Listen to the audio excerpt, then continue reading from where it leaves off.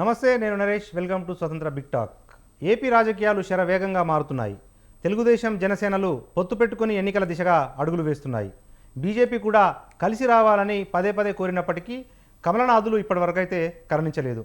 ఈలోగా బెంగళూరు వేదికగా Congress king maker DK శివకుమార్ను చంద్రబాబు కలిసి రావడంతో వేట మొదలైంది. ఇటు బీజేపీ కూడా టీడీపీ టీంతో సంప్రదింపులు మొదలుపెట్టినట్టుగా తెలుస్తోంది. టీడీపీ జనసేన జంట పార్టీలతో బీజేపీ కలిసి వస్తుంది అని ఢిల్లీ నుంచి సంకేతాలు అందుతున్నాయి. మరి ఏపీలో ఈ మూడు పార్టీలు ఎలాంటి దూకుడుతో వెళుతాయి, లేదా కాంగ్రెస్ లెఫ్ట్ పార్టీలను కలుపుకుంటాయా? అటువంటప్పుడు వైసీపీ ఎలా ఎదుర్కొంటుంది అన్న విషయాల్ని ఇవాల్టి మన బిగ్ టాక్లో చర్చిద్దాం. మనతో పాటు బిగ్ టాక్లో పార్టిసిపేట్ చేస్తూ ఉన్నారు టీడీపీ జాతీయ అధికార ప్రతినిధి దుర్గాప్రసాద్ గారు, వారితో పాటు బీజేపీ రాష్ట్ర అధికార ప్రతినిధి పూడి తిరుపతిరావు గారు, వారితో పాటు జనసేన సీనియర్ నాయకులు సింగళూరు శాంతిప్రసాద్ గారు మనకు డిబేట్లో జాయిన్ అయ్యారు. మొదట మనం దుర్గాప్రసాద్ గారి దగ్గర వెళ్దాం. దుర్గాప్రసాద్ గారు, good evening sir. Good evening అండి. రైట్, ఏంటి సార్, టీడీపీ జనసేన పొత్తులు ఖాయమైపోయాయి, ఇంకా బీజేపీతో పొత్తు ఖరారు కానట్టుంది. ఈ నేపథ్యంలో చంద్రబాబు గారు కర్ణాటక డిప్యూటీ సీఎం డీకే శివకుమార్ను కలవటం ఏపీ రాజకీయాల్లో హాట్ టాపిక్గా మారింది. టీడీపీ పైనము ఎటువైపు సార్ ఎన్నికల్లో? అందరికీ చర్చలో పాల్గొన్న పెద్దలందరికీ నమస్కారం అండి. మీకు మీ వ్యూవర్స్కి అందరికీ నమస్కారం. ఈరోజు డికే శివకుమార్ గారు ఏదో బెంగళూరులో కలిసి చంద్రబాబు నాయుడు గారు మాట్లాడి పలకరించుకున్నారు, అంతవరకే. జనరల్ గా రాజకీయ నాయకులు, సీనియర్ నాయకులు ఎప్పుడైనా ట్రావెలింగ్ చేసేటప్పుడు అనేక మంది, శత్రుత్వం కాదు ఇది, అవతల పార్టీ వాళ్ళైనా ఎవరైనా సరే ఏదో మామూలుగా ఉభయ కుశలం మాట్లాడుకోవటానికే కానీ దానికేం పెద్ద అంత చర్చ జరిగినట్టుగా రాజకీయంగా ఏమి లేదండి. కలిశారు, మాట్లాడారు. అట్లా అనుకుంటే మొన్న బేగంపేట విమానాశ్రయంలో కూడా రేవంత్ రెడ్డి గారు, కొత్తగా అయిన సీఎం మా చంద్రబాబు నాయుడు గారు కూడా కలిశారు, పలకరించుకున్నారు అంతే. జస్ట్ ఇలాంటివన్నీ జరుగుతూనే ఉంటాయి. కేంద్ర మంత్రులు అనేక సార్లు రాజు ఎయిర్పోర్ట్ లో కలుస్తూనే ఉంటారు, చంద్రబాబు నాయుడు గారికి ఢిల్లీ ఎయిర్పోర్ట్ లో కలుస్తూనే ఉంటారు. ఇదంతా కామన్ థింగ్ అండి. రెండోది, జనసేన తెలుగుదేశం యొక్క బాండింగ్ అయిపోయిందండి. There is no doubt about it. దానికి ఇంకా దాన్ని ఇచ్చేయటానికి దానికి వేరే ఏం లేదు. మా పొత్తు కలయిక రెండు ఏకమైనవి. ఈ పొత్తు కలయిక అనేది ఆంధ్ర రాష్ట్ర ప్రజల కొరకే అనేది క్లియర్ గా అటు పవన్ కళ్యాణ్ గారు చెప్పారు, చంద్రబాబు నాయుడు గారు కూడా చెప్పారు. కాబట్టి మొన్న జరిగినటువంటి వేదిక, విజయనగరం వేదిక సాక్షిగా కూడా క్లియర్ గా ఎందుకు కలవాల్సి వచ్చింది, దేనికి ఏం జరిగింది ఈ రాష్ట్రంలో, ఈ ప్రజలను ఎట్లా బయటపడేయాలనే ఉద్దేశంతో ఒక లార్జర్ ఇంట్రెస్ట్ లో. ఎందుకంటే చంద్రబాబు నాయుడు గారు ఆల్రెడీ 14 సంవత్సరాలు ముఖ్యమంత్రిగా చేసినారు, 15 సంవత్సరాలు ప్రతిపక్ష నేతగా చేసినారు. అధికారమే మాకు కొత్త కాదు. ఈ ఉమ్మడి రాష్ట్రంలో 17 సంవత్సరాలు అధికారంలో ఉన్నాం, తర్వాత 5 సంవత్సరాలు 25 సంవత్సరాలు అధికారంలో ఉన్నాం. మేము పెద్ద ఇదేం కాదు మాకు. కాకపోతే ఇవాళ ఆంధ్రప్రదేశ్ లో ఉన్నటువంటి పరిస్థితి చూస్తే బ్యాడ్ ఎకనామిక్ సిస్టమ్ కానీ, లేకపోతే డెమోక్రటిక్ పాలన లేకుండా అన్డెమోక్రటిక్ గా రాజరిక పరిపాలన, హింస, ఎప్పుడో నాగరికత లేని మనుషులు చేసుకున్నట్టుగా ఆ రకంగా పరిపాలన సాగుతా ఉంది. అక్కడ ఎంతసేపటికి ఎప్పుడు 15 రోజులకో 2 నెలలకోసారో బటన్ నొప్పుడు తప్ప ఇంకొక అభివృద్ధి కార్యక్రమం అనేది అక్కడ కనపట్ల. వాళ్ళ వైసీపీ పార్టీలో ఉన్న వాళ్లే కొంతమంది నాయకులు, మాకు ఫ్రెండ్స్ ఉంటారు కదా గతంలో, వాళ్ళంతా కొంతమంది మా పార్టీలో పనిచేసి పోయినోళ్లే కదా, వాళ్ళు కూడా చెప్తున్నారు ఇది మాకు చాలా బ్యాడ్ గా వచ్చింది. మాకు వచ్చినటువంటి ఈ మ్యాండేట్ కి మేము చాలా సక్రమంగా చేసి కొన్ని దశాబ్ద కాలం ఉండాల్సిన వాళ్ళం మేము, మాకు ఈ పరిస్థితి దాపురించిందని వాళ్ళే చెప్పుకుంటున్నారు. కాబట్టి రాష్ట్రం మొత్తం కూడా చిన్నాభిన్నం అయిపోయిందండి ఈరోజు. కాబట్టి సరే, సీట్లు ఎన్ని ఇస్తారు, ఎన్ని పోతాయి, కుదురుతుంది, ఒక సీట్ అటో ఇటో చేస్తాం. కానీ there is an large interest ఏంటంటే రాష్ట్రాన్ని సేవ్ చేయాలా, ఈ రాష్ట్రాన్ని ఈ అరాచక పాలన నుంచి ప్రజలను బయటపడేయాలా, అనేక రకాలుగా. ఇప్పుడు ఇవాళ ఏంటంటే 11 లక్షల కోట్ల అప్పులకు పోయింది ఈ రోజు. రేపు ఇక రాబోయే రోజుల్లో అసలు కనీసం ఆంధ్రప్రదేశ్ కప్పిచ్చేవాడు కూడా లేడు. అలాంటి పరిస్థితి ఏర్పడింది ఇవాళ ఒక పరిశ్రమ లేదు, ఒక ఇన్పుట్ ఏం లేకుండా అంతా అవుట్పుట్ అయింది. అప్పు తెచ్చినంత కాలం అప్పు తెచ్చి ఇవ్వగలిగారు, రేపు జీతాలు ఎట్లా ఇస్తారు, పిల్లల ఫీజులు ఎట్లా ఇచ్చేస్తారు, అనేక రకాలుగా. అంటే సగటు జీవితం మనిషికి మొత్తం కూడా డ్యామేజ్ అయిపోయింది. అందుకు మేము ఒక లార్జర్ ఇంట్రెస్ట్ లో జనసేనతో పొత్తులో ఉన్నాం.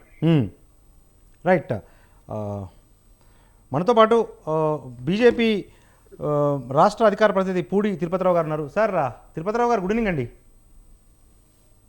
వెరీ గుడ్ ఈవినింగ్, అందరికీ నమస్కారం అండి. సార్, ఏంటి ఏపీ రాజకీయాల్లో బీజేపీ నిజంగా ఇప్పటికీ కూడా టీడీపీతో జనసేనతో దోబూచులాడుతున్నట్టుగా కనిపిస్తూ ఉంది. బీజేపీ వైపు నుంచి ఈ రెండు పార్టీలకు క్లారిటీ రావట్లేదు అన్న ఒక అభిప్రాయం వ్యక్తమవుతా ఉంది. ఏంటి సార్ బీజేపీ వ్యూహాలేంటి? నరేష్ గారు, బీజేపీ జనసేనతో దోబూచులాట ఏమీ లేదండి.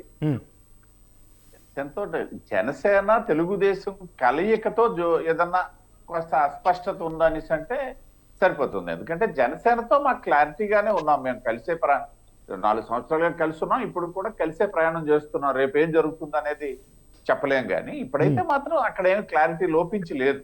ఎందుకంటే ఇప్పుడు సీట్ల సర్దుబాటు విషయం అనుకుందాం కొని, అది తెలుగుదేశం జనసేన మధ్యలో కూడా ఇంకా ఏమీ దాని గురించి చర్చలే ప్రారంభమైనట్టుగా లేదు నాకు తెలిసినంత. అలాగే భారతీయ జనతా పార్టీ జనసేన మధ్యలో కూడా అటువంటి చర్చలు ఏమి జరగలేదు. కాబట్టి మేము జనసేనతో కలిసి ఉన్నాం. జనసేన కూడా అదే చెప్తుంది. తర్వాత మాట్లాడిన శాంతిప్రసాద్ గారు కూడా అదే చెప్తారని నేను అనుకుంటున్నాను. అయితే విషయం ఏంటంటే, ఒకటి తెలుగుదేశం పార్టీతో కలిసి ఉన్నటువంటి జనసేన కూటమిలోకి భారతీయ జనతా పార్టీ వెళ్తుందా లేదా అనేది వాళ్ళ ప్రశ్నార్థకం. సబ్జెక్టు కరెక్షన్ ఇవాళ కొన్ని ఛానల్స్ లో కూడా వచ్చింది. ఇవన్నీ ఊహాగానాలే నేను చెప్తున్నాను. ఛానల్స్ లో వచ్చినా, సోషల్ మీడియాలో వచ్చినా, ప్రింట్ మీడియాలో వచ్చినా, ఇక్కడ వచ్చినా సరే ఊహాగానాలు. ఎందుకంటే భారతీయ జనతా పార్టీ పొత్తులోకి వెళ్ళడం అనేది ఇక్కడ ఉన్నటువంటి భారతీయ జనతా పార్టీ చేతిలో లేదు, రాష్ట్ర శాఖ చేతిలో లేదు, లేకపోతే తెలుగుదేశం పార్టీ చేతిలో లేదు, లేకపోతే మా మిత్రపక్షం జనసేన చేతిలో లేదు. మా అధిష్టానం కేంద్ర పార్టీ నాయకత్వం తాలూకా నిర్ణయం మేరకే ఉంటుంది. కాబట్టి అక్కడి నుండి ఏదైనా దిశా నిర్దేశం వచ్చిన వరకు మేమైతే దాని గురించి చర్చించాల్సిన అవసరం లేదు. అయితే మీడియాలో వస్తున్నటువంటి వార్తల ఆధారంగా మనం చర్చలను అడుగుతున్నాం. కాబట్టి వాళ్ళైతే చాలా మెయిన్ స్ట్రీమ్ మీడియాలో కూడా భారతీయ జనతా పార్టీ కూడా అంగీకరించిందని, 6 పార్లమెంట్ సీట్లు, 12 అసెంబ్లీ సీట్లు తీసుకుంటుందని వార్తలు వస్తున్నాయి. పార్లమెంట్ సీట్లు అయితే 6, అసెంబ్లీ సీట్లు అయితే 12. ఇంకా కొంతమంది విశ్లేషకులు, అంటే సోషల్ మీడియాలో వస్తున్న విశ్లేషకులు ఏంటంటే, భారతీయ జనతా పార్టీని జనసేనని వేడిగా విడిదేశేమీ చూడట్లేదు, కలిసే ఉన్నారు, కలిసే వస్తారు అన్నటువంటి ఆలోచనతో తెలుగుదేశం పార్టీ ఉంది. ఆ నేపథ్యంలో ఏంటంటే ఓవరాల్ గా 10 అంటే జనసేనకి ఇంకొక 4 పార్లమెంట్ సీట్లు, 4 నుండి 6 వరకు, ఓవరాల్ గా ఒక 60 సీట్లు ఇద్దరికి కలిపి ఇస్తారని కూడా చాలా దగ్గరలో మనకు వినిపిస్తున్నటువంటి మాట. జనసేన భారతీయ జనతా పార్టీ కలిపి ఒక 60 సీట్లు పోటీ చేస్తుందని. అది ఇవాళ వచ్చిన లెక్క ప్రకారం అయితే ఒక 6 పార్లమెంట్ సీట్లు, ఒక 48 అసెంబ్లీ సీట్లు జనసేనకి ఇవ్వాల్సినటువంటి పరిస్థితి. ఇది వాళ్ళ తాలూకు ఒపీనియన్. అది అంటే ఇదంతా కూడా ఏంటంటే భారతీయ జనతా పార్టీ దగ్గర చర్చ అయితే ఇప్పటి వరకు ఏమీ మొదలవలేదు. ఒక విధంగా మొదలైతే కనుక పవన్ కళ్యాణ్ గారికి, మా అమిత్ షా గారికి మధ్య ఏమన్నా అటువంటి చర్చ ఏదన్నా ప్రారంభమై ఉండొచ్చు. ఓకే, మా వరకు అయితే రాలా. అయితే ఒక్క విషయం ఇక్కడ నేను స్పష్టం చేయదలుచుకున్నాను. భారతీయ జనతా పార్టీ వాళ్ళ ఒక ఆలోచనతో అయితే ముందుకు వెళ్తున్నాం మేము. ఈ రాష్ట్రంలోనే కాదు, దేశం మొత్తం మీద మా తాలూకా గత చరిత్ర తీసుకుంటే ఎక్కడ కూడా మేము ఇండివిజువల్ గా బలపడాలి. ఆ బలపడే క్రమంలో మాతో రిలయబుల్ పార్ట్నర్స్ చేర్చుకుంటూ ముందుకు వెళ్ళడం అనేది మా తాలూకా విధి విధానం. ఆ నేపథ్యంలోనే మేము జనసేనతో పాటు కలిసి ప్రయాణం సాగిస్తున్నాం. రేపు తెలుగుదేశంతో వెళ్ళాలా లేదా అనేసి అంటే నేను గత అనుభవాలు కూడా ఒకసారి చెప్తాను. 99లో ఏం జరిగింది, కలిసి వెళ్ళాము. 2004లో విడిపోయిన తర్వాత మళ్ళీ 14లో కూడా జస్ట్ బిఫోర్ ఎలక్షన్స్ మేము కలిసాం. అంతకు ముందు ఏమి మాకు పొత్తులో లేము. మేము 2004 నుండి 2014 10 సంవత్సరాల వరకు కూడా మేమేం పొత్తులో వెళ్ళే. కాబట్టి ఇప్పుడు కూడా ఎలక్షన్ దగ్గర, ఎన్నికల ముందు, అంటే నాకు తెలిసి ఫిబ్రవరి వరకు ఈ అస్పష్టత అనేది ఉంటుంది. దానికి ఏదో మేము కావాలని చేస్తున్నామని కూడా నేను చెప్పనండి. ఎందుకంటే ఒక విశాలమైనటువంటి దేశంలో ఒక పెద్ద పార్టీగా ఉన్నటువంటి భారతీయ జనతా పార్టీ ఒక రాష్ట్రానికి సంబంధించి ఇమీడియట్ గా ఒక డెసిషన్ తీసుకొని వెల్లడించడానికి మాకు అవకాశాలు ఉండవు. ఎందుకంటే మేము చూసేది పైనుండి చూస్తాం, కింద నుండి చూసేది కాదు కదా. కాబట్టి ఆ చూసేటప్పుడు ఆ ఇతర రాష్ట్రాల్లో ఉన్నటువంటి ఈక్వేషన్స్ ఏంటి, దేశం మొత్తం మీద ఆ ఈక్వేషన్స్ తాలూకా ప్రభావం ఏంటి, రాబోయే పార్లమెంట్ ఎన్నికల్లో ఆ ప్రభావం ఏంటి, గడిచిన అసెంబ్లీ ఎన్నికల్లో ఉన్నటువంటి పరిస్థితి పార్లమెంట్ ఎన్నికల్లో ఉండదు. మనం చూసాం గతంలో కూడా. గత ఎన్నికల ముందు మేము ఓడిపోయినటువంటి రాష్ట్రాలు కర్ణాటక దగ్గర నుండి ఆ, రాజస్థాన్ దగ్గర నుండి, ఢిల్లీ. లేకపోతే ఎంపీ దగ్గర నుండి, ఛత్తీస్గఢ్ దగ్గర నుండి, మనకి తెలంగాణ వరకు కూడా ఉమ్, అసెంబ్లీ ఎన్నికల్లో మా తాలూకు ఫలితాలకి, పార్లమెంట్ ఎన్నికలకు వాళ్ళ ఫలితాలకి అసలు సంబంధమే లేదు. ఓకే. సో అటువంటి పరిస్థితుల్లో ఆంధ్రప్రదేశ్ దృష్టిలో పెట్టుకొని కూడా అటువంటి నిర్ణయాని కోసమే మా పార్టీ చూస్తుంది. రైట్ ఆ నేపథ్యంలో పార్టీ డెసిషన్ వచ్చిన వరకు అఫీషియల్ గా మాట్లాడే అవకాశం అయితే ఏమీ లేదు. రైట్ నరేష్ గారు. రైట్ రైట్ రైట్ మనతో పాటు జనసేన సీనియర్ నాయకులు సింగళూరు శాంతిప్రసాద్ గారు ఉన్నారు. వారి అభిప్రాయం తెలుసుకునే ముందు మన బిగ్ టాక్లో స్మాల్ బ్రేక్ తీసుకుందాం. బ్రేక్ తీసుకున్న తర్వాత జనసేన విధానాలు ఏంటి, అభిప్రాయాలు ఏంటి అని తెలుసుకునే ప్రయత్నం చేద్దాం.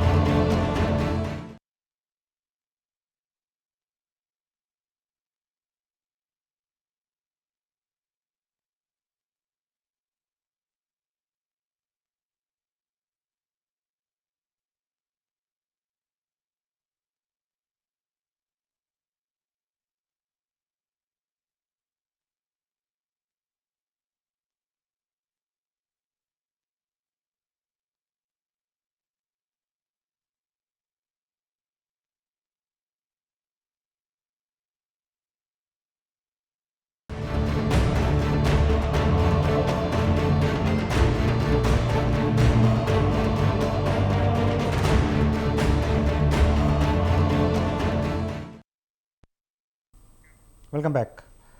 జనసేన సీనియర్ నాయకులు సింగళూరు శాంతిప్రసాద్ గారు మనకు లైవ్లో అందుబాటులో ఉన్నారు. సార్, శాంతిప్రసాద్ గారు గుడ్ ఈవినింగ్ అండి.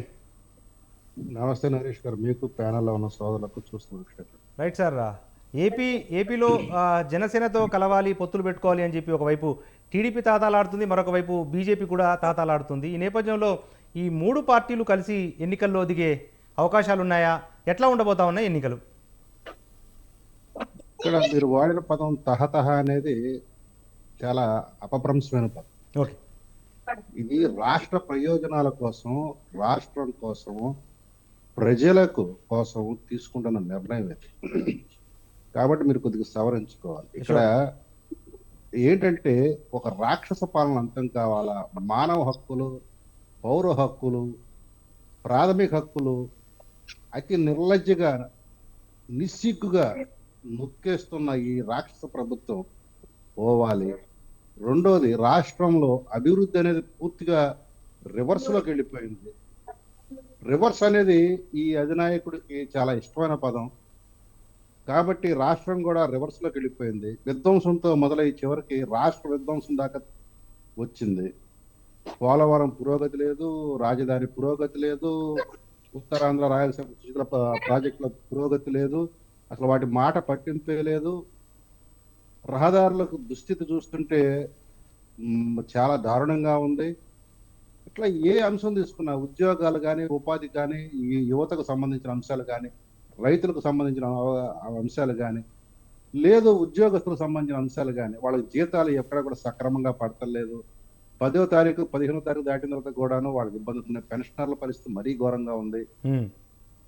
నేడు వాళ్ళు కలలుగన్న తెచ్చుకున్న వాలంటీర్ వ్యవస్థ కూడా వాళ్ళ ప్రభుత్వం మీద కత్తిగట్టే పరిస్థితికి వచ్చింది. అంటే రాష్ట్రం ఏ తీరును సాగుతుంది అనేది తెలిసిన తర్వాత ఈ రాష్ట్రాన్ని పాలించేవాడు ఒక రాక్షస మనస్తత్వం కలిగిన వాడవటం, ఆర్థికంగా మదించి ఉండటం.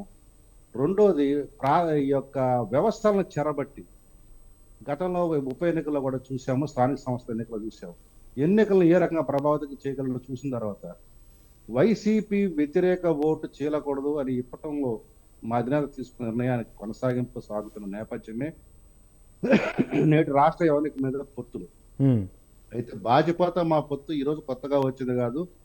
ఎన్నికలు అయిన తదనంతరమే మేము ఏర్పాటు చేసుకోవడం జరిగింది. అది 2024 ఎన్నికల కోసము. తెలుగుదేశంతో నూతనంగా పొత్తులు పెట్టుకోవడం జరిగింది. ఎందుకంటే ఉన్మాదం అనేది ఒక స్థాయి దాటిపోయి, హద్దులు దాటిపోయిన తర్వాత ఇక ఈ వ్యక్తిని ఉంచకూడదు, ఉపేక్షించకూడదు అని నిర్ణయం తీసుకొని మా అధినేత వ్యతిరేక ఓటు చీలితే మళ్ళీ ఇతను వస్తాడనే అనుమానంతోనూ, రెండోది అటువంటి అవకాశం ఇవ్వకూడదు అనేది ఉద్దేశంతోనూ ఒక నిర్ణయం తీసుకోవడం జరిగింది. దానికి చంద్రబాబు నాయుడు గారు, పవన్ కళ్యాణ్ గారు కూర్చొని సాధికారికంగా ఒక నిర్ణయం తీసుకున్నారు. ఆ నిర్ణయానికి ఇటు జన సైనికులు, అటు తెలుగుదేశం కార్యకర్తలు కట్టుబడి ఉన్నారు.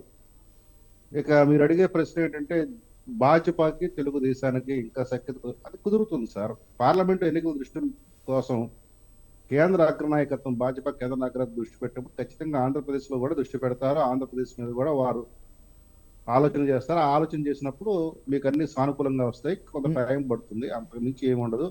2014 రిపీట్ అవుతుంది. అయితే ఒకే ఒక ఎక్సెప్షన్ ఏంటంటే 2014లో మా తెలుగుదేశం పార్టీ భాజపా మిత్రులు వారు అధికార కూటమిలో ఇద్దరు కూడాను మిత్రపక్షంగా ఉన్నారు, అధికారాన్ని పంచుకున్నారు. అవును. కానీ జనసేన ఎక్కడా కూడా మిత్రపక్షం కాదు. మీకు చిన్న విషయం చెప్తాను. జనసేన పార్టీ ఎప్పుడు పుట్టింది? 5వ తారీఖు 3వ నెల 2014 ఉభయ రాష్ట్రాలకు ఎన్నికల నోటిఫికేషన్ వచ్చింది. అవును సార్. 14/3/2014 జనసేన పార్టీ పుట్టింది. అంటే ఎన్నికల నోటిఫికేషన్ వచ్చిన దగ్గర 10 రోజులు 9-10 రోజులకి జనసేన పార్టీ పుట్టింది. కాబట్టి ఆ రోజు రాజకీయ యవనత మీద మేము ఎన్నికల గోదలు దిగడానికి ఇష్టపడలేదు. మా మద్దతు మోడీ గారికి తెలియజేసాం. మోడీ గారు సహజంగా తెలుగుదేశంతో ఆ రోజు పొత్తులో ఉండటంతో తెలుగుదేశాన్ని కూడా మేము సహకరించడం జరిగింది. ఆ రోజు తెలుగుదేశము భాజపా మిత్రపక్షంగా ఉన్న ఆ పొత్తు అధికారంలో రావడం జరిగింది. ఆ ప్రభుత్వంలో మేము ఏనాడు కూడా ఇటువంటి దాన్ని ఏమంటామంటే మేము అవకాశాలు తీసుకోలేదు, మేము ఇటువంటి కోరికలు కోరలేదు. మేము ఒక సహజ మిత్రుడుగా, మేము మద్దతుదారుడిగా మాత్రమే బయట నుండి చూసాము. కొన్ని అంశాల్లో మేము ఈవెన్ ఆ రోజు చంద్రబాబు నాయుడు గారికి కూడా రాజధాని అంశమే కానీ ఇతర అంశాల్లో మేము పలు సూచనలు చేశాము. మా సూచనలు పాటించినప్పుడు 2018 బయటకు వచ్చాము. మళ్ళీ 2019లో ఇండివిజువల్ గా నిలబడతానికి ప్రయత్నం చేశాము. అయితే దాన్ని అరుసుగా తీసుకుని ఒక రాక్షస ప్రభుత్వం రావడం, ఆ రాక్షస ప్రభుత్వం ఈ 4.5 సంవత్సరాల్లో ఏం చేసిందో చెప్పుకునే దుస్థితిలో చివరికి పవన్ కళ్యాణ్ గారు పెళ్లిళ్ళు, పవన్ కళ్యాణ్ గారు భార్య గురించి మాట్లాడే దుస్థితికి, దగులుబాజీతనానికి రావటం. మా చిన్నప్పుడైతే ఇటువంటి ఇలా మాట్లాడే వాళ్ళని యదవులు అనేవాళ్ళు, ముండమోపులు అనేవాళ్ళు. ఇప్పుడు ఏంటంటే అటువంటి కనక సింహాసనం మీద కొంతమంది కూర్చున్న తర్వాత వాళ్ళని అనలేకపోతున్నారు ఆ పదవి రీత్యా. కానీ వాళ్ళు మాట్లాడే భాష దిగజారుడు భాష, దిగజారిన నైజం. ఎందుకంటే నాకు తెలిసిన కొన్ని విషయాలు చెప్తే మరి వైసీపీ వాళ్ళ నిజంగా బ్యానర్లో ఉంటే తలకాయ ఎక్కడ పెట్టుకుంటారో కూడా తెలియదు. నాకు తెలిసిన అథెంటికేటెడ్ ఇన్ఫర్మేషన్ వాళ్ళ యొక్క స్నేహితుల దగ్గర నుంచి వచ్చింది. జగన్ రెడ్డి విన్యాసాలు, మహిళలతో చేసే వేషాలు అన్ని మాకు తెలుసు. కాకపోతే అంటే మాకు సభ్యత సంస్కారం ఉంది.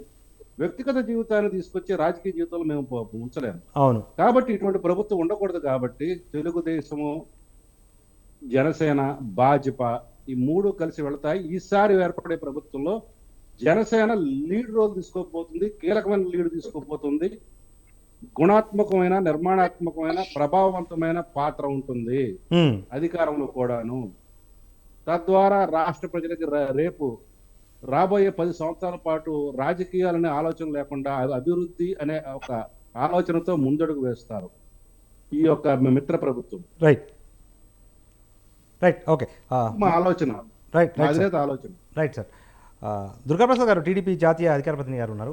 దుర్గాప్రసాద్ గారు, అంటే 2019 ఎన్నికల్లో కూడా కేంద్ర ప్రభుత్వము, బీజేపీ ప్రభుత్వము ప్రత్యేక హోదా ఇవ్వట్లేదు అన్న ఏకైక కారణంతో టీడీపీ, బీజేపీ వేరువేరుగా పోటీ చేసిన సిచ్యువేషన్ మనం చూసాము. ఈ నేపథ్యంలో మరోసారి బీజేపీతో టీడీపీ చేతులు కలిపితే అది టీడీపీకి ఎంత మేర లాభం జరిగే అవకాశాలు ఉంటాయంటారు? రిపీట్ చేయండి, వినపడలేదు. సౌండ్ పెంచమని చెప్పారు అక్కడ. రైట్.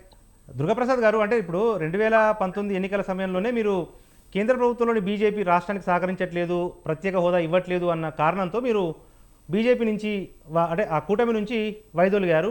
తిరిగి బీజేపీతో టీడీపీ చేతులు కలిపితే ఏపీ ప్రజలు నిజంగా స్వాగతిస్తారా అనేది ఒక ప్రశ్న సార్. మేము ఇప్పుడు మీకు ఎక్కడా కూడా పొత్తుల గురించి ఇప్పుడు ఏం లేదండి. మేము ప్రస్తుతం ఆ రాష్ట్రం ఎదుర్కొంటున్నటువంటి సమస్యలకు గాను పవన్ కళ్యాణ్ గారు ఇప్పటికే ఒక 1 year బ్యాకే ఇప్పటం దగ్గర జరిగిన సభలో negative vote, anti incumbency vote చేయకూడదు అనే ఉద్దేశంతో ఈ ప్రభుత్వాన్ని ఇంటికి పంపాలి అనే ఉద్దేశంతో ఒక బలమైన నిర్ణయం తీసుకున్నారు. మళ్ళీ తర్వాత జరిగిన పరిస్థితులు, చంద్రబాబు నాయుడు గారి అరెస్ట్ నేపథ్యంలో కూడా వారు పలకరిద్దామని వస్తే కూడా వారిని అక్కడ బోర్డర్లో అరెస్ట్ చేయటం, ఇవన్నీ కూడా చూస్తే అంటే ప్రజాస్వామ్యానికి విఘాతం కలుగుతున్నప్పుడు ఒక బలమైన నాయకులు ఆలోచించాల్సినవన్నీ ఇవే. సామాన్యుడు ప్రజాస్వామ్యంగా బతకాలి, ప్రజల హక్కును కోల్పోతున్నప్పుడు వాళ్ళు తీసుకున్నటువంటి నిర్ణయం ఇది. ఉమ్, అయితే మేము 19లో మీరు అన్నట్టు ముగ్గురం కలిసినాం ఆ రోజు. పవన్ కళ్యాణ్ గారు అన్కండిషనల్ గా సపోర్ట్ చేసినారు. రాష్ట్రం చాలా కొత్తగా ఏర్పడ్డది, నూతన రాష్ట్రం కాబట్టి ఒక సీనియర్ నాయకులు కావాలి అని చెప్పి ప్రజలు ఏ విధంగా అయితే కోరుకున్నారో ఆ రోజు పవన్ కళ్యాణ్ గారు కూడా అదే విధంగా. అయితే మేము భారతీయ జనతా పార్టీ పొత్తులో ఉండి మేము బ్రహ్మాండంగా మేము అక్కడ అంటే రెండు కంబైన్డ్ గా కోalition గవర్నమెంట్ లో కూడా ఉన్నాం, అక్కడ ఉన్నాం, ఇక్కడ ఉన్నాం. మీకు తెలుసు ఆ రోజు అనేకమైన పరిస్థితులు, స్పెషల్ స్టేటస్ కావాలని చానాళ్ళు పోరాటం చేశాం మేము. ఉమ్, ఆ తర్వాత ప్యాకేజ్ అన్నారు. ప్యాకేజ్ అన్న తర్వాత మళ్ళా ప్యాకేజ్ తో కావట్లేదు, ప్యాకేజ్ పూర్తిగా రాలేకపోతుంది కాబట్టి వెనుకబడ్డ ఇబ్బంది అయింది, ప్రజల మనోభావాలు వేరే తిరుగున్నాయని మళ్ళీ మేము ఆ రోజు యూటర్న్ తీసుకున్నాం. వాస్తవం అది. ఉమ్, మళ్ళా మేము కావాలని కూడా అడిగాం. తర్వాత ఎక్కడికక్కడికి ఈ వైసీపీ ప్రభుత్వం ఎప్పుడైతే మేము గవర్నమెంట్ లో నుంచి వచ్చేసిన తర్వాత ఆ రోజు ప్రతిపక్షంగా ఉన్న వైసీపీ మేము మెడలోంచి తెస్తాం, మాకు 25 సీట్లు ఇవ్వండి, 30 సీట్లు ఇవ్వండి ఎంపీ సీట్లు అంటే వాళ్ళ 23 ఎంపీ సీట్లు ఇచ్చారు. రాజ్యసభ సభ్యులు అందరూ కలిసి 30-32 మంది ఉన్నారు వాళ్ళు. ఇవాళ ఎక్కడ మెడలు ఉంచుతున్నారో మనం చూస్తున్నాం. ఉమ్, అదంతా రాజకీయంగా ఒక పరిణామం జరిగింది. ఇవాళ ఉన్న పరిస్థితికి మేము మళ్ళా బీజేపీ పార్టీతో ఉంటారా అని మీ ప్రశ్న. అవును. ఇక్కడ ఏమైందంటే మేము బీజేపీ ఎన్డీఏలో లేము. ఇప్పుడు కేవలం మా మిత్రపక్షమైన ఒక జనసేన మాత్రమే ఎన్డీఏలో ఉన్నది. కాబట్టి వాళ్ళు జనసేన బీజేపీ తోటి ఏమన్నా మాట్లాడితే అది ఎట్లా సాధ్యమైంది అనేది తర్వాత. కానీ there is an larger interest of in AP. Um, Andhra Pradesh లో ఒక లార్జర్ ఇంట్రెస్ట్ లో ఒక ప్రజల కోసం కొన్ని జరిగినా కూడా ప్రజలను కూడా అర్థం చేసుకోమని కోరాల్సిన పరిస్థితి ఏర్పడింది. ఇవాళ మేము ప్రకటించాం కూడా, ఈ ప్రభుత్వాన్ని, వైసీపీ పార్టీ అరాచక ప్రభుత్వాన్ని, రాక్షస పాలన చేసే ప్రభుత్వాన్ని ఇంటికి పంపాలంటే ఇక్కడ ఉన్నటువంటి అన్ని రాజకీయ పార్టీలు ఏకం కావాలి. ఎవరినైనా కలుపుకొని పోతాం, ప్రజా సంఘాలను కలుపుకొని పోతాం, పార్టీలను కలుపుకొని పోతాం. ఎవరైతే ఈ ప్రజలను బయటపడేయాలనుకుంటారో, డెమోక్రసీగా ప్రజలకి మళ్ళా స్వపాల్పాలన అందించాలని ఎవరైతే మాతో వస్తారో వారితో కలిసిపోతామని చెప్పి మేము గత ఒంగోలు మహానాడులోని పిలుపు ఇవ్వటం జరిగింది. ఓకే. అదే విధంగా మేము ఇవాళ సమాజంలో ఎక్కడైతే అన్రెస్ట్ ఉందో అలాంటి వాళ్ళందరినీ కూడా కలుపుకొని పోతున్నాం. ఇక భారతీయ జనతా పార్టీ పొత్తు మాతో ఉంటదా ఉండదా అంటే టూ ఎర్లీ టు సే. ఎందుకంటే వాళ్ళు అక్కడ కేంద్ర కమిటీ నిర్ణయించాలా, తర్వాత ఇక్కడ జనసేన వాళ్ళు ఒప్పుకోవాలా, మేము మా దాంట్లో ఉంటది. కాబట్టి ఇదంతా ఒకవేళ ఏది కుదిరినా ఏది చేసినా ఆంధ్ర రాష్ట్ర ప్రజానికం కోసమే. ఇక్కడ రాజకీయ అలయన్స్ లో రాజకీయ పార్టీలు పవర్ లోకి రావటానికి కాదండి. ఇక్కడ పవర్ అనే ప్రసక్తే లేదు. ప్రజల్ని ఈ రాక్షస పాలన నుంచి బయటపడేపియాలి అంటే ప్రజల ఆకాంక్షల మేరకు, ప్రజల కోరిక మీదకి ఖచ్చితంగా అక్కడ ఉన్నటువంటి పార్టీలు అన్నింటినీ కలుపుకొని పోతామని తెలుగుదేశం పార్టీ ఏనాడో చెప్పింది. జనసేన అధినేత కూడా అదే చెప్పాడు. యాంటీ ఇన్కంబెన్సీ ఓటు ఏదైతే ఉందో పక్కకు తప్పిపోవటానికి లేదు. ఈ దుష్ట పాలనకి వ్యతిరేకంగా ఉన్న అన్ని శక్తులు ఏకం చేసి ఏకతాటి మీదకి తెస్తానని పవన్ కళ్యాణ్ గారు కూడా చెప్పారు. కాబట్టి ఈ పొత్తులు అనేది ఇవాళ ఏదో మీడియాలో సర్క్యులేట్ అవుతుంది కానీ అది కరెక్ట్ అనుకోవట్లా నేను. ఎందుకంటే ఇంకా అది దశకు రాలేదు అది. కానీ ఇప్పుడు ప్రస్తుతం మేము ఇంకా ఎన్నికలు 6 నెలలు 8 నెలలు ఉన్నా సరే ప్రజలు పడుతున్న బాధల మీద, ప్రజలు పడుతున్న ఇబ్బందుల మీదనే మేము కాన్సన్ట్రేట్ చేశాం. కానీ ఇప్పుడు ఈ అధికారం అలయన్స్ లో ఉండి మాకు అన్ని సీట్లు ఇన్ని సీట్లు, that question does not arise అండి. Right sir. తిరుపతిరావు గారు, అంటే ఇప్పుడు టీడీపీతో ఇప్పటికైతే బీజేపీ పొత్తులు కానీ లేకపోతే సీట్ల సర్దుబాటు కానీ అవగాహన కానీ ఇంకా దాని మీద మనకు ఏ రకమైన స్పష్టత రాలేదు. అయితే బీజేపీ జాతీయ నాయకత్వం విషయానికి వస్తే టీడీపీతో కానీ వైసీపీతో కానీ ఇప్పటికీ కూడా జాతీయ స్థాయిలో బీజేపీ సఖ్యతగానే ఉంది. ఈ నేపథ్యంలో మరి బీజేపీ ఫ్యూచర్ అడుగులు ఎలా ఉండబోతాయి సార్? నరేష్ గారు, ఇప్పుడు మీరు అన్నటువంటిది బీజేపీ సఖ్యతతో లేదండి, తెలుగుదేశంతో పార్టీతో ఎలాగూ లేదు. ఎందుకంటే తెలుగుదేశం పార్టీకి సంబంధించి వాళ్ళ అధికారంలో లేదు, వాళ్ళకి ఉన్నటువంటి ఎంపీల సంఖ్య కూడా చాలా తక్కువ కాబట్టి టీడీపీతో ఎలాగూ లేదు.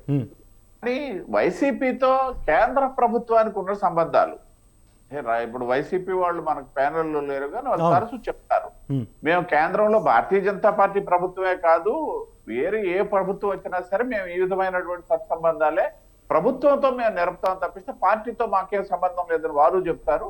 మేము చెప్పేది కూడా అదే. ప్రభుత్వాలు మరి రాష్ట్ర ప్రభుత్వము వర్సెస్ కేంద్ర ప్రభుత్వము. ఇంకా చెప్పాలనేసి అంటే ప్రధానమంత్రి గారు లేకపోతే హోంమంత్రి గారు వాళ్ళకి సంబంధించి ఈ రాష్ట్రం కూడా భారతదేశంలో భాగమే కాబట్టి మేము అన్ని రాష్ట్రాలకి ఎవరైనా మమ్మల్ని వ్యతిరేకించే రాష్ట్రాల్లోనే ఏదైతే వెస్ట్ బెంగాల్ కానీ లేకపోతే కేరళ లాంటి రాష్ట్రాల్లోనే మా కార్యకర్తలు అసూలు బాస్తున్నటువంటి సందర్భంలో కూడా మేము అక్కడ ఏమి ప్రభుత్వాల మీద చర్యలు తీసుకున్నటువంటి సందర్భాలు లేవు. ఓకే. ఎందుకంటే ప్రభుత్వాలను కూల్చేసే కల్చర్ ఇంతకుముందు కాంగ్రెస్ పార్టీ చేసినటువంటి విధి విధానాలు ఏవి మా దగ్గర లేవు, మేము ఎప్పుడు చేయలే. కాబట్టి ఇక్కడ ఏంటంటే రాష్ట్రంలో ప్రభుత్వం ఉంది, వాళ్ళు కేంద్ర ప్రభుత్వంతో సత్సంబంధాలు తప్పితే పార్టీల పరంగా అనేసి అంటే నేను ఒక్క విషయం చెప్తా. నేను ఈ ప్రభుత్వం వచ్చి వాళ్ళ 4 సంవత్సరాలు 9 నెలల కాలం కొంచెం అయిపోతుంది, 6 నెలలు దాటిపోయింది. వందలాది చర్చా వేదికల్లో నేను ఎప్పుడు పాల్గొని కూడా ఈ ప్రభుత్వానికి నేను వత్తాసు పలకలే. వచ్చిన తొలినాల నుండి కూడా మొట్టమొదట ప్రారంభమైంది ఈ ఇసుక సంబంధించి ఈ ప్రభుత్వం వచ్చిన తర్వాత ఫెయిల్యూర్ మీద భారతీయ జనతా పార్టీ ప్రభుత్వానికి వ్యతిరేకంగానే కార్యక్రమాలు నిర్వహించాం.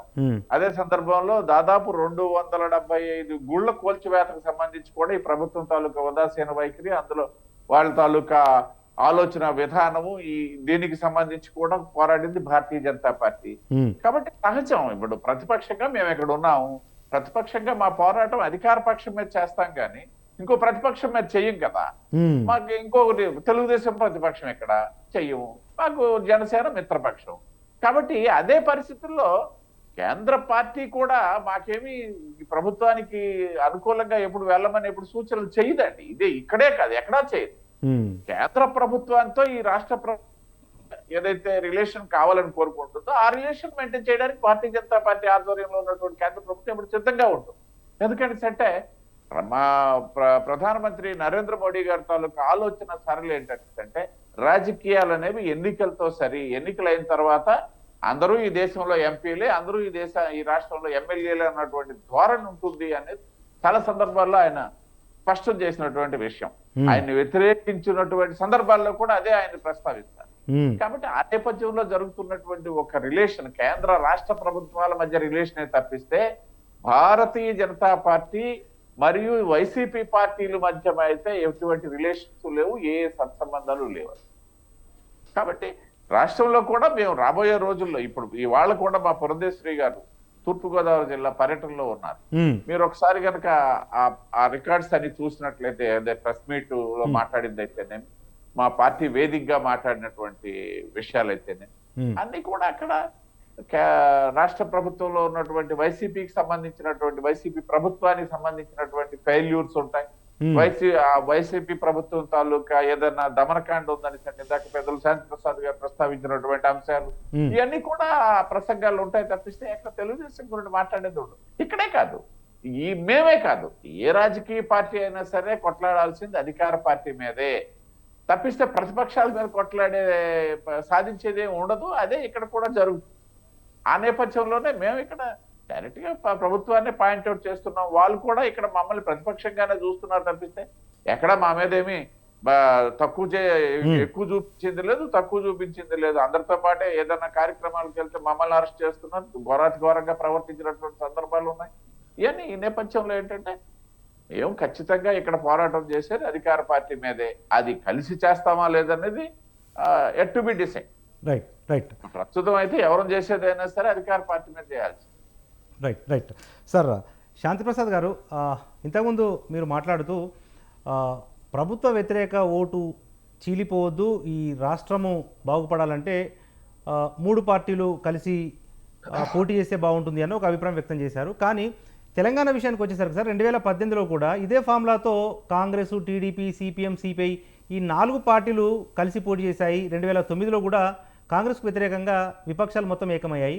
అయినప్పటికీ అధికార పార్టీ అధికారంలోకి వచ్చింది. ఏపీలో ఎట్లా ఉండబోతుంది సార్? మేము తెలంగాణ కన్నా కూడాను ఆంధ్ర గురించి నేను మీకు పలు ఉదాహరణలు ఇస్తాను. ముఖ్యంగా 2014 నుంచి ఉన్న ఉదాహరణలు ఇస్తాను. 2014 ఎన్నికల్లో తెలుగుదేశం పార్టీకిను వైసీపీకి ఉన్న ఓట్ల తేడా ఎంత తెలుసా? 0.8%. ఓకే. 2.2% బీజేపీకి వచ్చింది. ఈ 2.2 ప్లస్ ఆ 0.08 ఆ 3% ముగ్గుతో నాడు భాజపా తెలుగుదేశం ప్రభుత్వం ఏర్పాటు జరిగింది. ఉమ్, 2019 ఎన్నికలకు వచ్చేటప్పటికి మేము విడిపోవడంతో ఉమ్,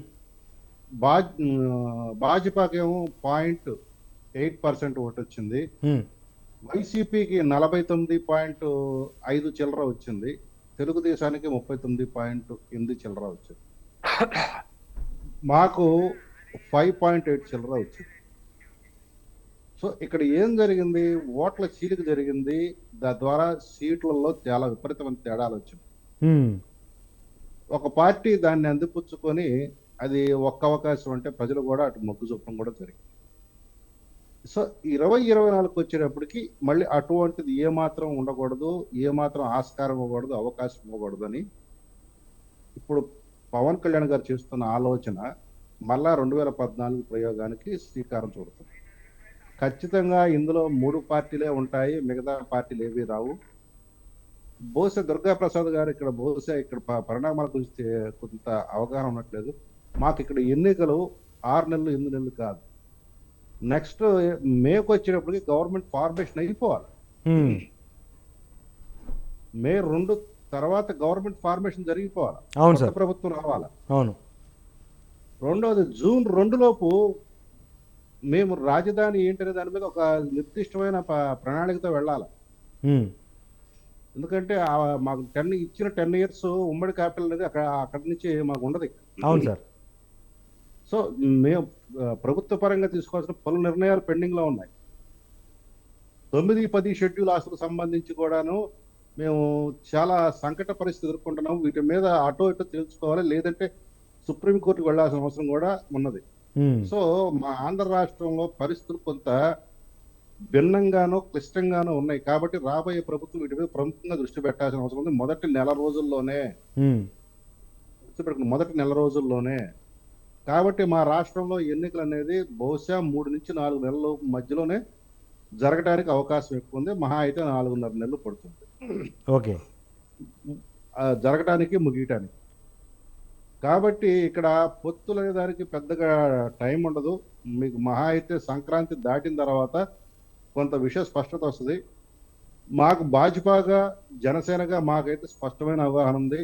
తెలుగుదేశంగా జనసేనగా ఒక అవగాహన వచ్చింది. ఉమ్, ఇప్పుడు అవగాహనగా రావాల్సింది ఏంటంటే తెలుగుదేశము భాజపాగా అవగాహన రావాలి. ఈ 3 కుదిరిన రోజు ఒక పొత్తుగా ఒక ఉమ్మడి ఫ్రంట్ గా వెళుతుంది. ఇక్కడ ఇందులో కొంతమంది ఏంటంటే అతి ఉత్సాహవంతులు కమ్యూనిస్ట్ కూడా కలుస్తారు అని చెప్తున్నారు. ఉమ్, కమ్యూనిస్టులు ఉన్న చోట భాజపా ఉండదు, భాజపా ఉన్న చోట అవును, కమ్యూనిస్ట్. అవును సార్. ఇది సూర్యుడు తూర్పు ఉదయించు అనేంత నగ్న సత్యం లాంటిది. కాబట్టి అటువంటి ప్రయోగాలు జరిగే అవకాశం లేదు. కాంగ్రెస్ వైపు తెలుగుదేశం అధినేత మొగ్గు చూపుతున్నాడు అని కొన్ని విష ప్రచారాలు జరుగుతున్నాయి, అది కూడా ఆ అవకాశాలు లేవు. కాబట్టి ఆంధ్ర రాష్ట్రంలో భిన్నమైన రాజకీయ పరిస్థితి ఉంది, భిన్నమైన కోణాలు ఉన్నాయి. ఇప్పుడు ఒక భిన్నమైన పద్ధతిలో వెళ్ళి మళ్ళీ 2014ను దాటిన ఆ యొక్క ఫీట్ రిపీట్ చేయాల్సిన అవసరం ఉంది. ఈ ఫీట్ లో జనసేన ప్రముఖ పాత్ర పోషించబోతుంది, నిర్ణయాత్మక పాత్ర పోషించబోతుంది. నేను స్పష్టంగా చెప్పగలను. రేపు రాబోయే ప్రభుత్వంలో కూడా గుణాత్మకంగా ఎందులో వ్యవహరించబోతుంది. ఉమ్, దశభిషలకి అభివృద్ధికి సంబంధించిన విషయాలు రాజీ పడటానికి, లేకపోతే అనవసరం విషయాలు నాన్ ప్లానింగ్ ఎక్స్పెండిచర్ ఇటువంటి వాటిల్లో వాటికి ఈసారి ఆ స్కోప్ ఉండదు. కేవలం రాష్ట్ర అభివృద్ధి, ప్రజల సంక్షేమము, వారి అభివృద్ధి, ఉద్యోగ ఉపాధి అవకాశాలు, వ్యవసాయము, విద్య, ఆరోగ్యము, ఇటువంటి కీలకమైన అంశాలతో పాటు మౌలిక రంగ కల్పన, ఈ పారిశ్రామిక అభివృద్ధి, వీటి మీద ప్రముఖంగా దృష్టి పెట్టడం జరుగుతుంది. ప్లస్ రాజధాని స్థిరీకరణ, పోలవరం నిర్మాణం పూర్తి చేసి ఉత్తరాంధ్ర, రాయలసీమ సుజల స్రవంతి ప్రాజెక్టుని ఏ మేరకు పూర్తి చేయగలం ఆ మేరకు పూర్తి చేయడం జరుగుతుంది.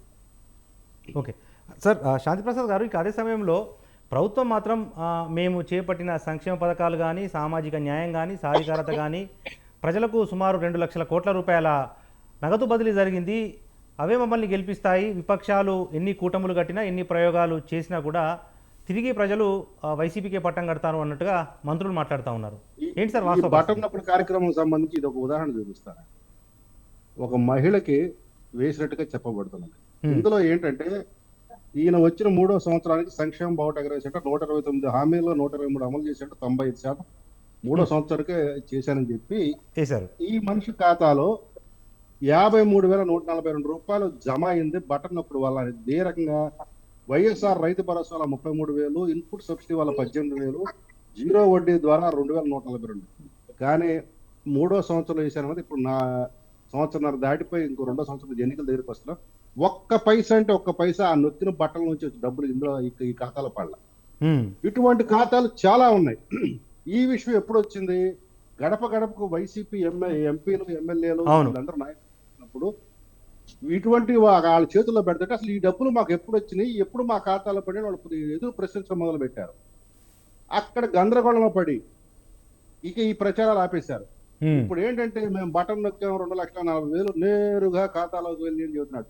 ఆ నేరుగా ఖాతాలోకి వెళ్ళి మేము నేరుగా విచారణ చేసిన తర్వాత వీళ్ళందరూ నేరుగా బొక్కలకు పోతారు. ఓకే, కాబట్టి అందులో సమస్య లేదు. ఈ బటన్ నొక్కడంతా మాయాజాలము. దీని మీద ఈ మధ్య ఒక సినిమా కూడా వచ్చింది, మహేష్ బాబు అనుకుంటా, సరిలేరు నీకెవరు అనుకుంటా. ఈ బటన్ నొక్కడు కార్యక్రమం ఉన్న లోపభూయిష్టాలని దొంగ ఖాతాలు సృష్టించి వాటికి డబ్బులు ఏ రకంగా మళ్ళిస్తారనే దాని మీద. ఓకే, ఇది కూడా అట్లానే కాదు. ఎందుకంటే మీకు ఉదాహరణ చూపిస్తా, ప్రత్యక్ష ఉదాహరణ. అవును, 53,000 చిల్లర వస్తే ఒక్క పైసా ఈ రోజు కూడా పడలా, జమ కాలేదు. తర్వాత పడ. కాబట్టి ఇటువంటి అవలక్షణాలు చాలా ఉన్నాయి, అవినీతి చాలా ఉంది. ఇవన్నీ బయటకు వస్తాయి. దారి చూపించింది కూడా జగన్మోహన్ రెడ్డి చంద్రబాబు నాయుడు మీద కేసులు పెట్టి ఎట్లా కేసులు పెట్టాలో నాయకుల మీద, ముఖ్యమంత్రుల మీద, అధికారుల మీద దారి చూపించాడు. మేము చక్కగా దారిని రహదారిగా వాడుకొని 1 to 100 కేసులు రేపు ఈ దిగిపోయే ప్రభుత్వం మీద పెడతాము. అధినాయకుడి మీద నుంచి అధికారుల వరకు అందరినీ ఏ ఒక్కటి కూడా వదిలే పరిస్థితి, అవినీతిలో పాల్గొన్న వాళ్ళని. Right sir. దుర్గాప్రసాద్ గారు, తెలంగాణ తరహాలో ఏపీ ప్రజలు కూడా మార్పు కోరుకుంటున్నారు అని చెప్పి మీరు చెప్తున్నప్పటికీ అన్ని పార్టీలతో పోలిస్తే అధికార వైసీపీ ముందుగానే అలర్ట్ అయినట్టుగా మనకు కనిపిస్తూ ఉంది. చాలా చోట్ల సిట్టింగ్లను మార్చి టికెట్లు ఇవ్వడం ద్వారా ప్రభుత్వ వ్యతిరేకత తగ్గుతోంది అన్న ఒక అంచనాలో మాత్రం వైసీపీ ఉంది. ఏమంటారు?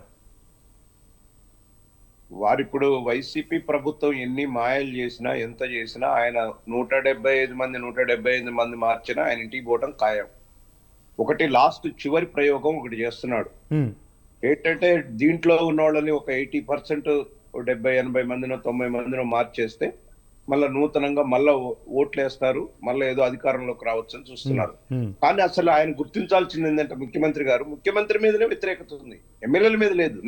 అసలు పాలనా వికేంద్రీకరణ అని చెప్పినాడు, అధికారం మొత్తం తన దగ్గరే పెట్టుకున్నాడు కదా. ఆ కోటరీ చుట్టూ 4-5 దగ్గర అధికారం తప్ప మంత్రుల దగ్గర అధికారం లేదు, ఎమ్మెల్యేల దగ్గర అధికారం లేదు. ఈ అధికారం లేని ఎమ్మెల్యేలు, మంత్రులు పోయి ఏం చేస్తారు వాళ్ళ నియోజకవర్గంలో? వాళ్ళు ఏం చేయలేకపోయారు. కాబట్టి ప్రజల యొక్క వ్యతిరేకత ఎమ్మెల్యేల మీద కాదు. ఆయన ఏంటంటే తెలంగాణది ఆదర్శంగా తీసుకున్నాడు. ఇప్పుడు ప్రస్తుతం తెలంగాణలో ఒక 10 సీట్లు కేసీఆర్ గారు మార్చినందుకు అందులో 9 గెలిచాడు. మిగతాయి మార్చకపోవటం వల్ల ఆయన అధికారం రాలేదనుకొని ఏం చేశాడు. కానీ వేరే కంపారిటివ్లీ చూస్తే కొంతవరకు ఏదైనా సరే పర్ క్యాపిటల్ ఇన్కమ్ పెరగటం కానీ, ఇక్కడ ఉన్నటువంటి అభివృద్ధిని డెవలప్మెంట్ చేసుకుంటూ పోవటం కానీ, పాత చంద్రబాబు నాయుడు గారు కాంగ్రెస్ గవర్నమెంట్ చేసిన ఎకో సిస్టాన్ని డెవలప్ చేసుకుంటూ పోవటం కానీ, ఆదాయ వనరులు పెంచుకునే దాంట్లో కేసీఆర్ ఉన్నారు. కానీ ప్రజలకు ఇచ్చినటువంటి వాగ్దానాలు కొన్ని మర్చిపోయారు. కాబట్టి నిరుద్యోగ వృత్తి ఒకటి, ఉద్యోగాలు, అందరికి ఉద్యోగ కల్పన ఒకటి, గృహ నిర్మాణం ఒకటి, ఈ 3 అంశాలలో ఫెయిల్ అయ్యాడు. కాబట్టి వాళ్ళ ఇంటికి వెళ్ళిపోయాడు. ఏది వారిచ్చిన కొన్ని హామీలకు సక్సెస్ చేసుకుంటూ, ఇంకా అనేక సంక్షేమ పథకాలు ఇచ్చుకుంటూ, వారిచ్చిన ఇవి ఫెయిల్ కావటం వల్లే వాళ్ళ ఇంటికి పోయాడు. అందులో 10 సంవత్సరాల నుంచి యాంటీ ఇన్కంబెన్సీ ఉంది, డెఫినెట్ గా అది. కానీ ఇవాళ జగన్మోహన్ రెడ్డి ఓ ముఖ్యమంత్రిగా వచ్చిన తర్వాత వారు మొత్తం డిస్ట్రక్షనే కదా. There is no development at all in Andhra Pradesh, only డిస్ట్రక్షనే. మాకేందంటే సరే, నేను ఒక తెలంగాణ పౌరుడిగా సంతోషమే, నాకు బాగా పెట్టుబడులు వచ్చినాయి. కానీ తెలుగువాడిగా అన్నదమ్ముల్లో కలిసి ఉండాలనుకున్న వాళ్ళ రాష్ట్రం ఇబ్బంది పడుతుంటే అది కూడా చాలా బాధాకరంగా ఉంది. మేము అట్లేమనుకోవాలి. అందుకనే తెలుగుదేశం పార్టీ కానీ చంద్రబాబు నాయుడు గారు అధికారంలో ఉన్నప్పుడు ఒక్కటే చెప్పాడు, భారతదేశంలో ఉన్న 30 రాష్ట్రాల్లో 1 and 2 ఉండాలి. ఆంధ్రప్రదేశ్ 1 ఉంటే తెలంగాణ 2గా, లేకపోతే తెలంగాణ 1 ఉంటే ఆంధ్రప్రదేశ్ 2గా. మనం భౌగోళికంగానే విడిపోయినాం కానీ అన్నదమ్ముల్లాగా కలిసి ఉండాలా, అన్నిట్లో కలిసిమెలిసి ఉండాలని. మీరు గమనించారో లేదో, చంద్రబాబు నాయుడు గారి పీరియడ్ లో ఎలాంటి గొడవలు రాలా. ఇక్కడ అనేక సార్లు నాగార్జున సాగర్ లో కొట్లాటలు, పోలీసు వాళ్ళు కొట్టుకోవటాలు, వీళ్ళు నైట్ నీళ్లు తీసుకుపోవటాలు, ఇవన్నీ ఏంటంటే మళ్ళా ప్రాంతీయతత్వం రెచ్చగొట్టాలి. తెలంగాణ ఆంధ్ర ఫీలింగ్ ఇప్పుడు అదేం లేదండి. 10 సంవత్సరాలు అయిపోయింది. ఆంధ్ర సోదరులు ఆంధ్ర లాగానే ఉన్నారు, తెలంగాణ వాళ్ళు తెలంగాణలాగానే ఉన్నారు. కానీ ఇప్పుడు రాజకీయంగా డెవలప్మెంట్, 2 రాష్ట్రాలు కూడా ఇవాళ డెవలప్మెంట్ చూస్తున్నాయి. డెవలప్మెంట్ ఆస్పెక్ట్ లో ఎవరు ఈ రాష్ట్రాన్ని ముందుకు తీసుకోగలరు? ఇవాళ ఇవాళ ఇవాళ ఆంధ్రప్రదేశ్ మళ్ళీ ఒక 20 ఏళ్ళు ఎనిక్కిపోయిందండి.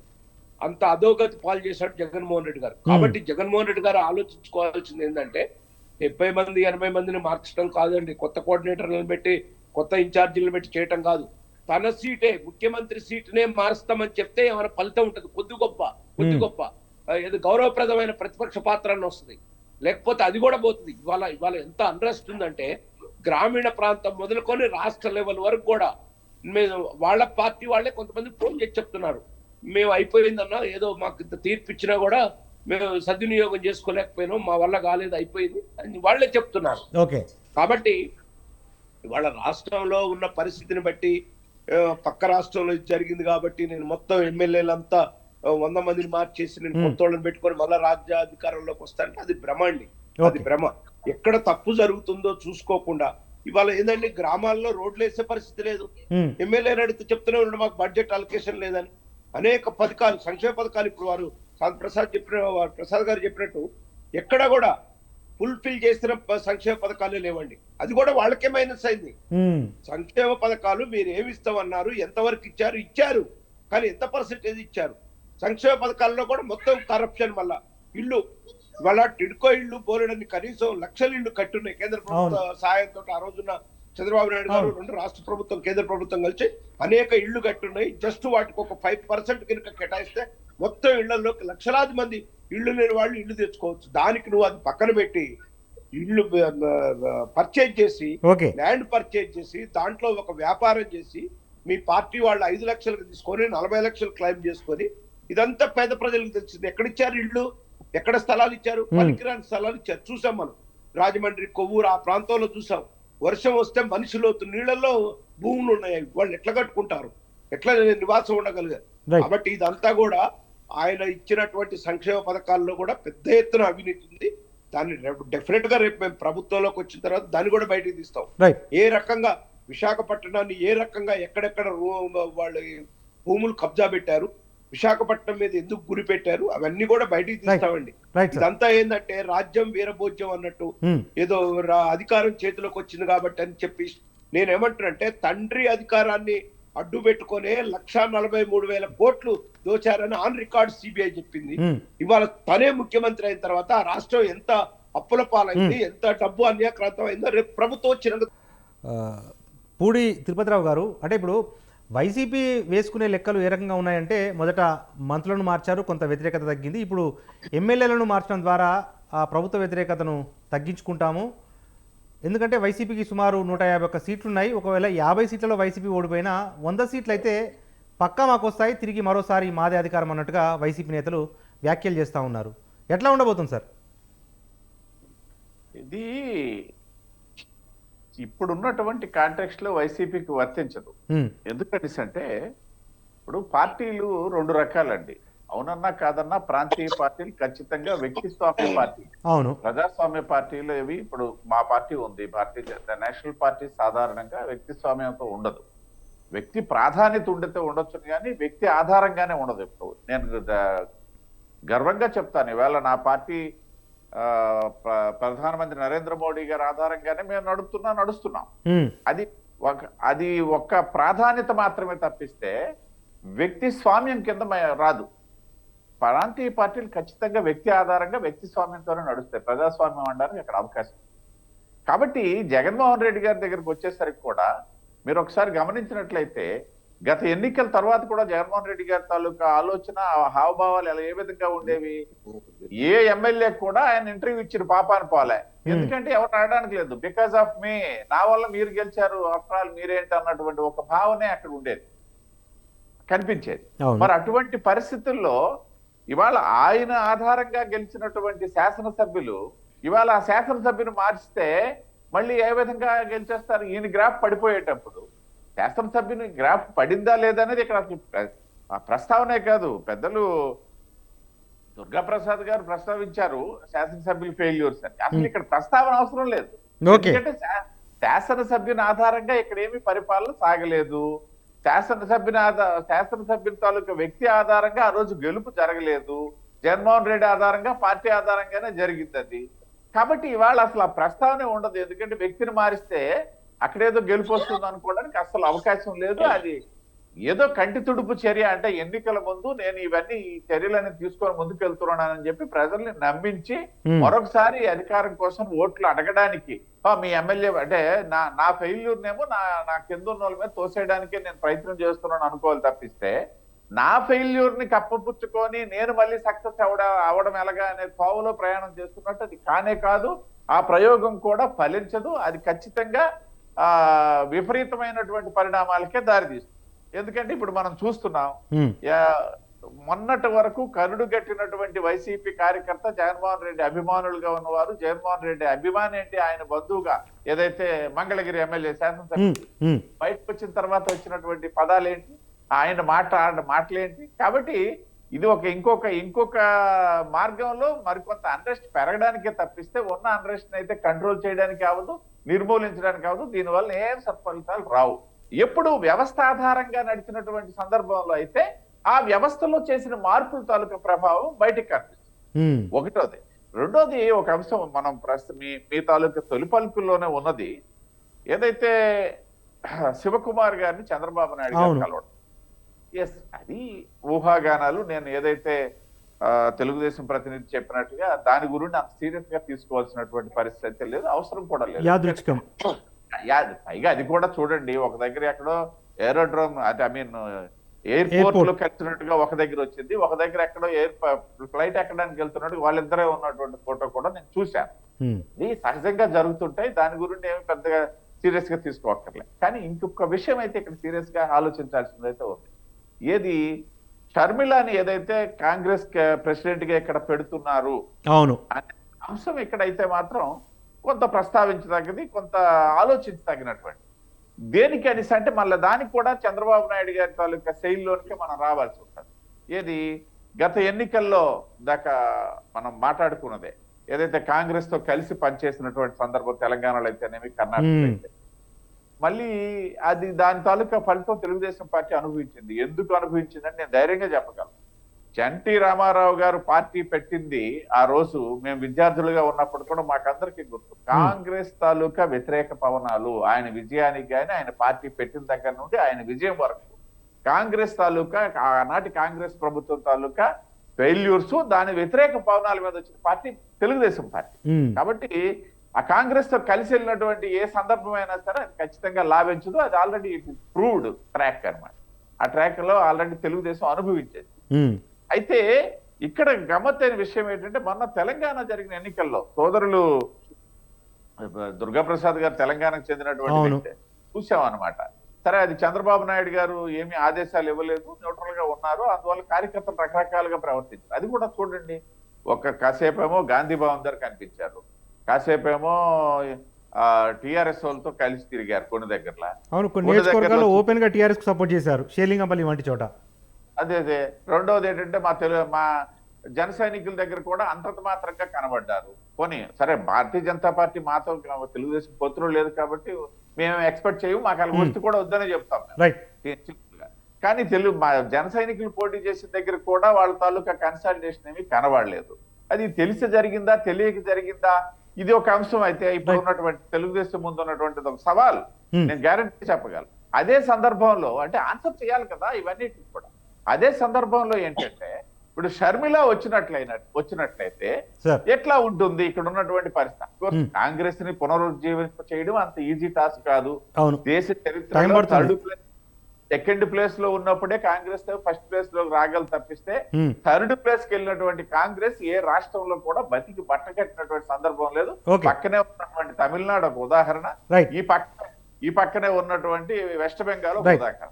కాబట్టి ఇవన్నీ కూడా మనం అంటే ప్రజలకి కొన్ని సందర్భాల్లో సమాధానం చెప్పాల్సిన పరిస్థితి. ఇవన్నీ కూడా ఆలోచన, చర్చనీయాంశాలే. Right sir. శాంతిప్రసాద్ గారు, అంటే జనరల్గా ఏపీ విషయంలో కాదు, ఈ రాజకీయాల్లోకి వచ్చినప్పుడు 1 drop plus 1 drop never becomes 2 drops. పార్టీలు కలిసినప్పటికీ కూడా ఓట్ ట్రాన్స్ఫర్ కాదు అన్న ఒక అభిప్రాయం వ్యక్తం అవుతా ఉంది కదా సార్, ఎట్లా మరి ఏపీలో ఏం జరగబోతుంది? ఇప్పుడు అందుకనే కదా ఇప్పుడు పవన్ కళ్యాణ్ గారు కానీ చంద్రబాబు నాయుడు గారు కానీ విపరీతమైన జాగ్రత్తలు తీసుకుంటుంది. ఇప్పుడు మాకును భాజపా మా పొత్తు ఉన్నప్పుడు మేము ఎప్పుడు కూడా ఆత్మీయ కలయికలు పెట్టుకోవాలి. కారణం ఏంటంటే మనసా వాచా మేము కలిసిపోయాం కాబట్టి మాకు అంత అవసరం లేదు. కానీ ఉమ్, మేము నిన్నటిదాకా తెలుగుదేశాన్ని కూడా సముద్రంలో చూసిన తర్వాత ఇప్పుడు మేము పొత్తులోకి వెళ్ళాం కాబట్టి కొంత క్యాడర్లో వచ్చే గందరగోళం మొట్టమొదటిగా తీర్చాల్సిన అవసరం ఉంది. అందుకనే క్యాడర్లను గందరగోళం తీర్చడం కోసమే ఆత్మీయ కలయికలు అనేది పెట్టి ఎక్కడికక్కడ ప్రతి నియోజకవర్గంలో కూడా సమన్వయం చేసుకుంటూ ఒకళ్ళకు ఒకళ్ళు సహకారం అందించుకునేలా చేస్తున్నాము. అది దాదాపుగా 90% పైన సక్సెస్ అయింది. ఉమ్, 2-3 నియోజకవర్గాలకు కొంత విభేదాలు వచ్చినా వాటిని ఖచ్చితంగా అధినేతలు వాటిని పూర్తిగా దాన్ని సాల్వ్ చేస్తారు, దాన్ని సమసిపోయేలా చేస్తారు. కాబట్టి 100% ఆ సమన్వయంతో ముందుకు అడుగులు వేయడం జరుగుతుంది. ఇక్కడ నేను ఒక విషయం ప్రధానమైన అంశము, ఉమ్, అన్ని వర్గాల ప్రజలు కూడాను, ముఖ్యంగా ఉద్యోగ వర్గాలు, కాంట్రాక్ట్ ఉద్యోగులు, అవుట్ సోర్సింగ్ ఉద్యోగులు, ఆశా వర్కర్లు, లేకపోతే అంగన్వాడీ వర్కర్లు, ఇప్పుడు వాలంటీర్లు కూడా సమ్మెబాట పెట్టారు. ఇంకా అన్నిటికన్నా ఇంకా మేజర్ విషయం రాష్ట్రంలో ఇంకా దృష్టి పెట్టకపోయిందంటే న్యాయవాదులు రాష్ట్ర వ్యాప్తంగా కోర్టులు బహిష్కరించారు. ఉమ్, ఒక నల్ల చట్టం అనేది ఒకటి తీసుకొచ్చారన్న ఉద్దేశంతో, ల్యాండ్ టైటిలింగ్ యాక్ట్. దాని ద్వారా ఏం జరుగుతుందంటే నాకు కొద్దిగా టైం ఉంది. సార్ ఈ ప్రభుత్వం వచ్చిన తర్వాత గ్రామ సచివాలయాలను పెట్టి రిజిస్ట్రేషన్ యాక్టివిటీ అనేది రిజిస్టర్ ఆఫీస్లో కాకుండా గ్రామ సచివాలయ ఉద్యోగుల ద్వారా చేయాలనుకుంటాం. ఉమ్, అలాగే ఎంఆర్ఓలు చేయాల్సిన ఈ ఓటర్ లిస్టు ప్రిపరేషన్లు ఇవన్నీ కూడాను గ్రామ సచివాలయాల ద్వారా 34, 35, 36 విధుల ద్వారా ఓటర్ లిస్టు మార్పు చేర్పులు చేయడానికి ప్రయత్నం చేస్తుంది. ఉమ్, అంటే ఈ ప్రభుత్వం ఓటర్ లిస్టుని కళంకితం చేయబోతుంది.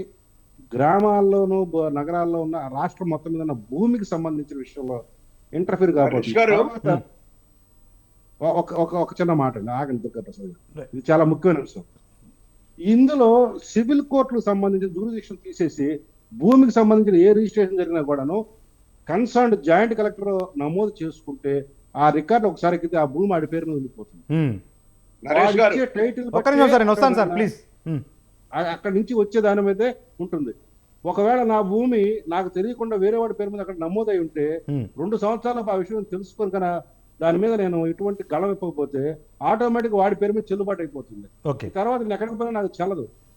ఇక్కడ ల్యాండ్ కబ్జా చేయడానికి ఈ ప్రభుత్వము సెంట్రల్ గవర్నమెంట్ ఇచ్చిన మోడల్ యాక్ట్ ని బేస్ చేసుకొని తనకు అనుకూలంగా వాడుకోవడం మొదలెట్టింది. దీని మీద రాష్ట్రానికి చెందిన న్యాయవాదులందరూ కూడాను అవును ఉద్యమం చేస్తున్నారు. రైట్. ఇంకొక 15 రోజుల పాటు దీక్షలు చేసి కోర్టులు బహిష్కరించబోతున్నారు. ఆల్రెడీ దీని మీద పబ్లిక్ ఇంట్రెస్ట్ లిటిగేషన్ 3 ఇప్పటికే పడినాయి. సార్ ఇది కూడా రేపు ఈ ప్రభుత్వానికి గుదిబండలా మారిపోతుంది. ఓకే. ఎందుకంటే రాష్ట్రంలో ఉన్న ప్రజల హక్కుకు సంబంధించిన స్థలాలని ఇప్పుడు ఓటర్ లిస్ట్ లో మన ఓటు ఉందా లేదని ప్రతిరోజు చూసుకోవాల్సిన దుస్థితి దాపరించింది.